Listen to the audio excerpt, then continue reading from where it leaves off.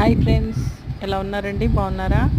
చూడండి, నువ్వుల మొక్కల్ని సపరేట్ చేసుకున్న వీడియో షేర్ చేస్తానన్నాను, పోస్ట్ చేస్తానన్నాను కదా. చూడండి, ఇలా లాగేసాను అన్నమాట. ఇవి బ్రతుకుతాయో లేదో తెలియదండి. ఎందుకంటే రెండు ఒకే చోటు ఉండటం వల్ల వాటికి గ్రోత్ సరిగా ఉండదేమో అనిపించింది. నువ్వులు బాగానే వచ్చాయి, కానీ మరి నువ్వుల మొక్కలు బాగానే ఉన్నాయి, కానీ కొన్ని పోయాయి అని చెప్పాను కదా. ఈ మిగతా వాటిని సరిగా పెడితే నువ్వులు అనేటివి ట్యూబ్స్ లాంటివి ఉన్నాయి, అవి కాస్త పెద్దగా ఉంటాయేమో, మరి చిన్న చిన్నగా ఉన్నాయి కదా అని ట్రై చేస్తున్నాను. ఎలా ఉంటుందో చూద్దామండి. ఇలా హోల్స్ చేసుకుని వీటిల్లో పెడుతున్నాను. కనిపిస్తుంది చూడండి.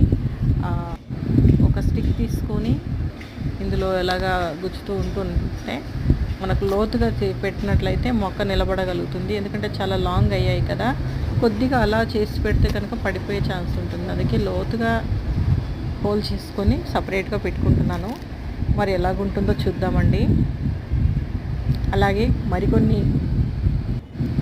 నువ్వులు వేరే ప్లేస్లో టబ్లో కానీ ఇంకా ప్లేస్ ఉంది కదా మనకి, అక్కడక్కడ ట్రై చేస్తానండి. కొద్దిగా వేసి అప్పుడు గ్రోత్ ఎలా ఉంటుంది, బిగ్ సైజ్ ఏమైనా వస్తుందా ఈ బల్బు అనేది.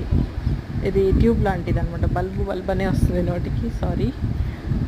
ట్యూబ్ లాగా ఉంది కదా, అలాగా వాటిలో విత్తనాలు వస్తాయి, నువ్వు పప్పులు వస్తాయి అన్నమాట. అవి సైజ్ చూస్తున్నారు కదా, ఎంత పొట్టిగా చిన్నగా ఉన్నాయో. గ్రోత్ ఏమైనా పెరుగుతుందేమో సపరేట్ పెడితే అని ఇలా సపరేట్ చేశానమాట. ఈసారి నెక్స్ట్ టైం విత్తనాలు వేసుకున్నప్పుడు అన్నీ ఎక్కువగా కాకుండా తక్కువ విత్తనాలు వేసి చూస్తానండి ఎలాగొస్తుందో. Thank you friends, bye bye.